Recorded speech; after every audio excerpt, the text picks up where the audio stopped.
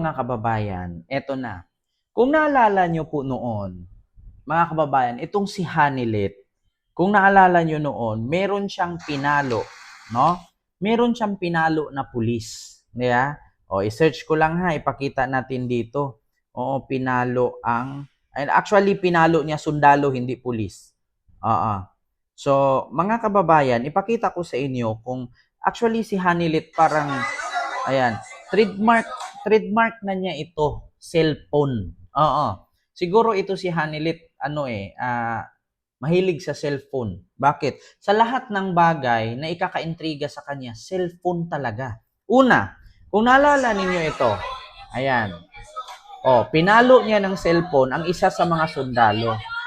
Oh, yeah?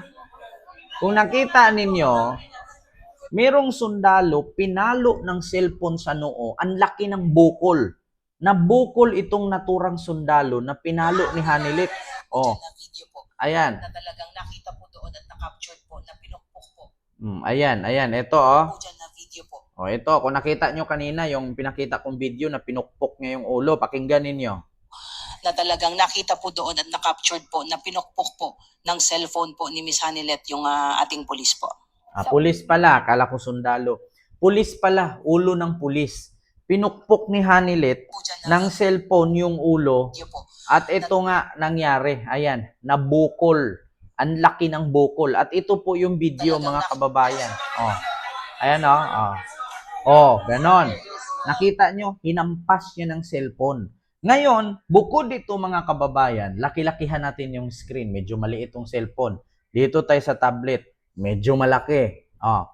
Bukod sa pinalo ni Hanilet, no, ng cellphone yung pulis na bukol. No, hindi na nga nag-file ng kaso kasi naintindihan naman nila yon. Ikaw ba naman hulihin? At hindi nga sinamahan si Digong kasi mas pinili si Ipe. Oh. Ito naman ngayon, yung kabastusan ni Hanilet na pangalawang asawa ni Digong, no, sa sobrang galit niya, sa sobrang asar na nabalita sa TV na hindi nakapasok doon sa kulungan ni Digong, yung reporter ng GMA na si Maris Umali, hinablot ang cellphone. So ito, panoorin niyo. Ayan, ayun, Ayan si Hanilet, nakita nyo? Ayun, hinablot niya ang cellphone ni Maris Umali. Kung makita ninyo ha, mga kababayan, ulitin ko. Ayan si Hanilet yan, naglalakad. Ayun. Sa mga hindi nakakaalam, ito si Hanilet, yung maiksi ang buhok, ayan. Hinablot niya ang cellphone ni Maris Umali. Ito siya. Ayan, ito si Hanilet ito, yung kulay gray ang damit na ang buhok niya pabilog. Tapos sabay sakay sa sa van. Yan po si Hanilet. Nakita niyo si Hanilet? Yan si Hanilet. Sa sobrang galit, lumabas ang totoong kabastusan. Alam niyo kababayan, kung bakit anong ginawa kay Maris Umali? Inablot ang cellphone ng reporter ng GMA. Ayan stop natin ha. Ayan si Maris Umali andito sa likod ng cellphone. Kung nakita ninyo, sa likod ng cellphone, si Maris Umali na ganun. Ginaganon ni Maris Umali yung cellphone. So ngayon, mga kababayan, inano ni Maris Umali yung cellphone. Nagulat si Maris. Ginanon niya. Bakit? Kasi biglang ginanon ni Hanilet. Ayan si Hanilet. Kung nakita ninyo, yung brown na buhok na yan at green na damit, si Hanilet yan. Ayun si Maris Umali. So pag pindutin natin yan, ayan si Maris. Ayan. Yung kamay ni Hanilet. Ayun. Buti na lang at mabilis itong si Maris, ginanon niya agad yung cellphone. So, nakita nyo kung gaano kabastos. Nakita nyo kung gaano kabastos ang ginagawa ni Hanilet. Kaya nga, kung wag na kayong magtaka kung bakit ang mga reporter ay nilabas lahat ng baho nila kasi pinag-iinitan nila ang reporter. Bakit? Hindi ba matanggap-tanggap ni Hanilet na hindi siya pinapapasok doon? Totoo naman binalita, not only GMA News, but also ABS and TV5 na binalita nilang hindi nakakapasok itong si Hanilet sa loob ng kulungan ni Digong. Klarong-klaro naman. So ngayon mga kababayan, ito na. Kung nakita ninyo, kawawa naman po. No? Kawawa itong si Maris Umali. So tignan nyo ha kung ano ang sinabi nila dito kay Maris Umali. Ayan, no? Yung mga kababayan po natin ng Mm. mga kapuso, Lunes po ngayon dito sa Mm. The Hague, Netherlands, at makikita po natin yung mga kababayan po natin ang galing pa po sila sa iba't ibang lugar mula rito sa Europa para makabisita rin dito sa detention facility. Pakinggan ninyo kung anong gagawin nitong mga DDS kay Maris Umali. O bababastusin nila ito. Kung saan nakakulong si dating Pangulong Rodrigo Duterte, at inabangan din po nila yung paglabas ni Vice President Sara Duterte na ika-anim na pagkakataon na po dumalaw sa kanyang ama dito sa Scheveningen Prison dito sa The Hague, at nagbigay ulit ng update ang Vice Presidente tungkol dun sa kalagayan ng kanyang ama sa loob ng kulungan. Of course, sinasabi pa Ayan rin po niya si Maris. na yung soft drinks pa rin yung isa sa mga talagang hinihingi ng kanyang ama. Bukod doon ay maayos naman yung kanyang kondisyon. Pinag-uusapan pa rin nila yung tungkol sa timeline, yung kampanya, mga bagay na may kinalaman sa eleksyon 2025, lalo't of course, tumatakbo rin ang dating Pangulo. So inaalam niya kung ano ba yung paraan para siya makalabas ng kulungan. Sa ngayon po ay nilinaw din po ni Vice President Sara yung konteksto ng kanyang binanggit na inihalin tulad niya ang kanyang ama, na kung siya ay babalik sa Pilipinas, nangangamba siya na baka matulad siya kay dating Senador Ninoy Aquino na pinaslang sa tarmac noong August 1983. Ang sinabi niya na dahilan ng kanyang pagbanggit nito o yung kanyang pag-aalala ay dahil nangyari na raw sa kasaysayan at posibleng maulit-ulit. Wala siyang sinasabi na sinabi raw ng kanyang ama na inihahalin tulad niya ang kanyang sarili, kaya yan daw ay pag-iisipan sa ngayon na humantong sa ganito. Nakarating dito sa mismong kaarawan ni dating Pangulong Rodrigo Duterte ay sila na muna ang papasok sa loob ng detention facility. At saka ito mga kababayan,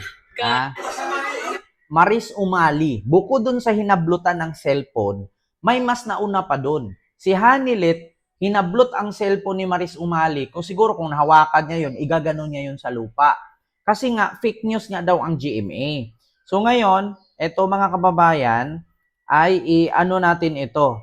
Ipakita natin ito. Maris Umali, binastos, no, ng mga DDS. So ito po mga kababayan ha.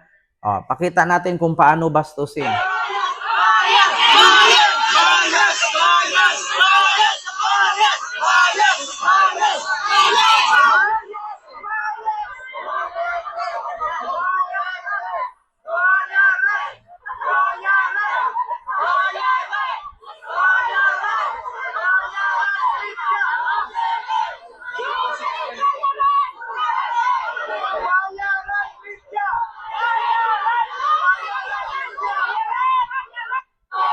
Ganun ang ginawa nila kay Maris Umali.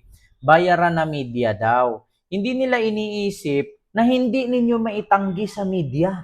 Totoo lahat ng binalita nila kasi nandyan sila. Magsisinungaling ba ang cellphone nila? Magsisinungaling ba ang camera nila? Ilan camera bit-bit nila dyan? At ang mamahal pa ng camera, itong gamit ni Maris Umali, GoPro Hero 11 yata ito, Hero 12. Oo, ang mahal-mahal niya, nasa mga 40,000 yata yan. Oh, bukod dun sa mga camera pa nila, yung pang newscast na camera. Oo, tag 200, 300,000 nun. May mga iPhone pa yan. Oo, hindi bumababa sa 90,000. Hindi magsisinungaling ang camera. Hindi magsisinungaling ang media dyan kasi nandyan sila mismo.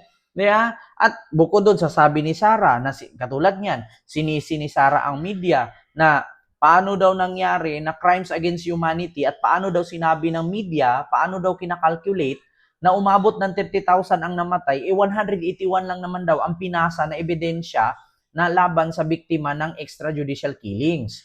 So, hindi daw po pwede tawaging extrajudicial killings or crimes against humanity ang 181. So, gusto pala ni Sara na aabot pa ng 1,000. Oo, di ba? Oh, so, yun lang yung aking reaction mga kababayan. Si Hanilet, no? Binalak na hablutin ang cellphone ni Maris Umali. Pag nakita niya, igaganon niya yun para mabasag. Ewan ko kung bakit galit na galit, no? Ang mga DDS sa mga media. Sa GMA, sa TV5 at sa ABS-CBN. Bakit? Natatakot ba kayo na mabalita, no? Ang katotohanan ng pagsisinungaling at mga kabulastugan ninyo? Hindi nyo maiwasan yan. Bakit? Hindi kayo pwedeng manakit dyan. Kasi pag nananakit kayo, may possibility na masunod kayo kay digong makulong dyan. Di ba? Oh, so yun lang. Huwag kayo maghari-harian. Hindi nyo bansa yan. Ultimo ba naman, Netherlands, hanilit? Anuhin nyo na? Diba? Aangkinin nyo na. Kayo na magtatapang-tapangan dyan. Kayo na nga yung may pamilyang nakulong, kayo pa yung matapang. Diba? Nagpapahiwatig lang kay mga guilty kayo. So yun lang. Maraming salamat and see you next vlog. God first. Thank you.